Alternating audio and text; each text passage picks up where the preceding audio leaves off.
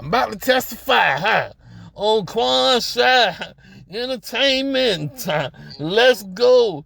What's up? Equan, what it do? What it do? We back in the building, Yo, son. Yo, son. What it do? Hey, what man. What it do, B-boy? Man, we shining just like the sun, man. You know what I'm saying? Always. Two of the shine. You know what I'm saying? He up there in New York, you know what I'm saying, shining. I'm down here in Florida shining.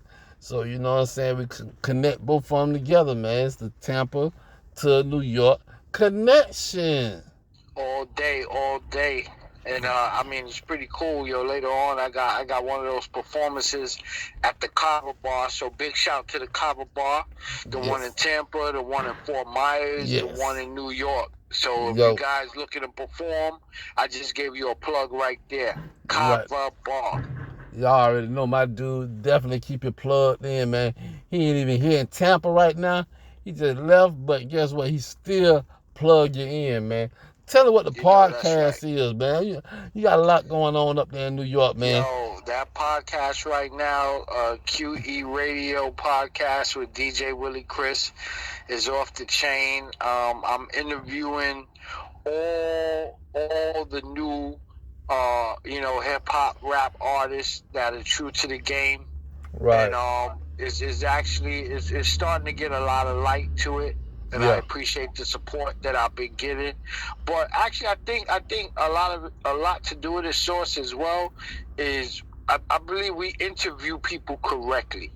So when you listen to the podcast, I'm not pulling up people's drama to thinking that's supposed to gain views. Right. Because I think a lot of times some of these interviewers, they also create enemies. You know what I mean? Besides just doing it. I want to like when we if I interview you, I want you to feel comfortable to come back. I don't want you to feel like I'm trying to sabotage attack you and all that. Yeah. And then it's on YouTube how this person got beef with this podcaster because they done sabotage some shit. Oh well, people like drama.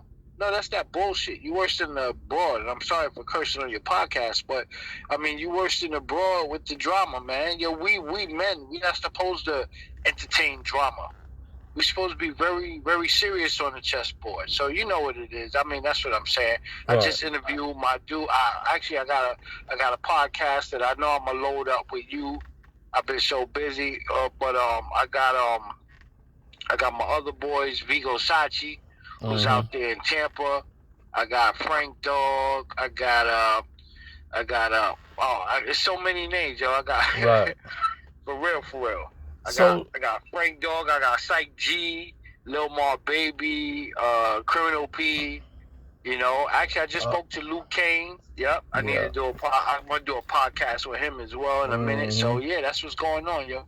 Right. So listen, man. So here's the thing, bro. I've been, going through the day and everything, a lot of stuff going on, you know what I'm saying? Life situation, finances, all the above. So,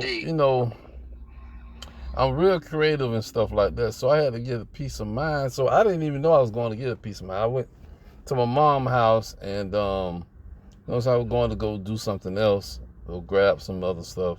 So I go into my old room.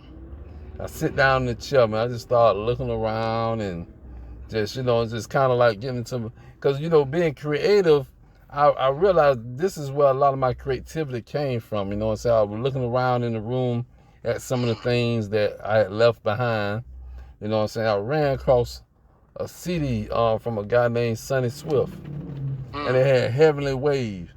So, that's where I'm headed to. My journey is part of that, having a heavenly wave, having a spiritual wave, intellect, and just working in the spirit. So it just kind of got me to start thinking and like, okay.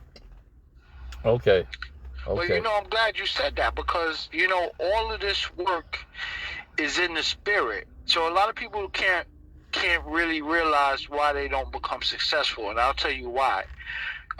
it's your greed that's gonna hold you back. So what I mean by that is, you know, the more people I get a chance and we get a chance to interview, right, the bigger our podcast become. What happens is you have people that are assuming that, you know, they on these big levels, so they want to charge everybody for everything. Right. You know, oh, I'll put you on my podcast, but, you know, you got to pay me $300 to be on my podcast. Nigga, nobody know you. How you charging me $300?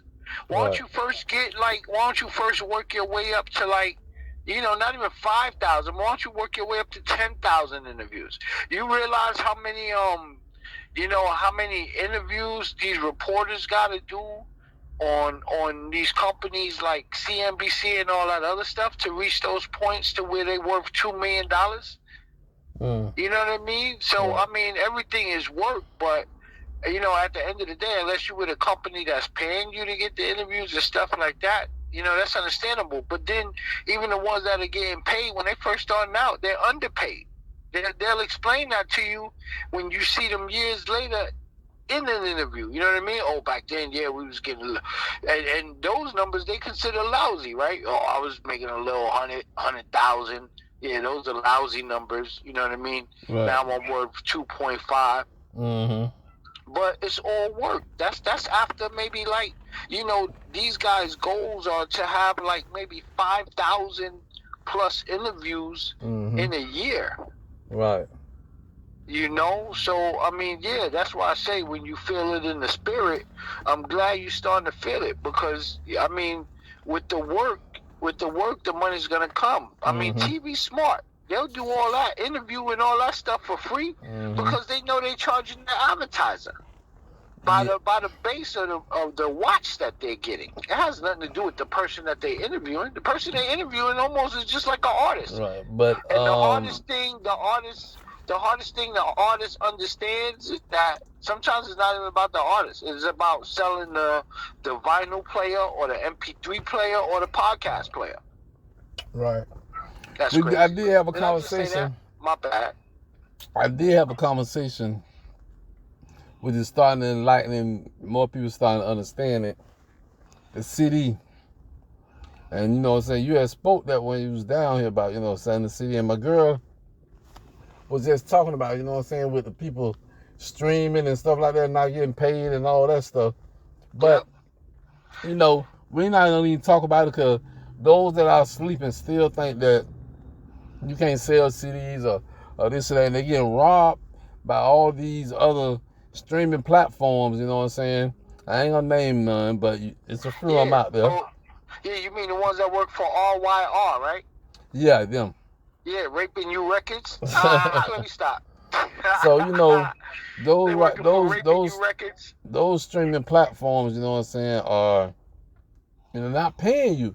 You getting all these views and stuff, and ain't getting paid worth a doggone. So yeah, that gotta stop, man. So we gonna push what our, you know what I'm saying, our platforms and do what we do, man. And some of y'all just gonna have to just be left behind. That's all we got to say. Yo, I'm gonna give you the plug right now, right? You want the plug? Go ahead. You want the plug, Sauce the Boss? Only you gets the plug, right? Okay. It's gonna get to the point where I'm gonna start selling TV shows on flash drives. Hey, y'all heard it right there, man. Equan. Hey, listen, y'all stay tuned, man. We got more of this coming up, man. And we'll catch y'all later. Street Hustle Radio broadcast channel. Quancheye Ent. Let's go. Let's go, baby. Street Hustlers.